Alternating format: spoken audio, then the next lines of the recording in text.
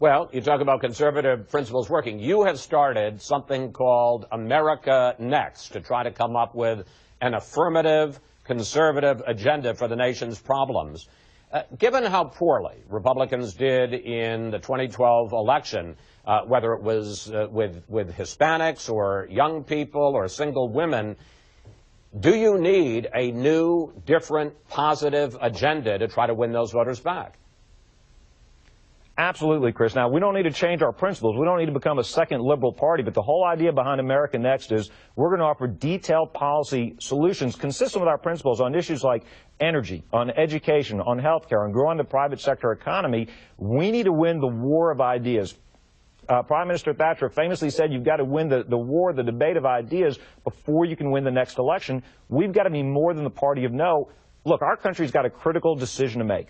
My generation needs to choose again and renew those principles of freedom to say the American dream and prosperity, that is the path forward. What this president is offering, President Obama is offering more government. We're running out of money. But I mean, give me an example, and don't get wonky on me here. Give me an example of a new, fresh, conservative proposal that we're not hearing now that you think would be more attractive to one of these groups that is not voting Republican right now.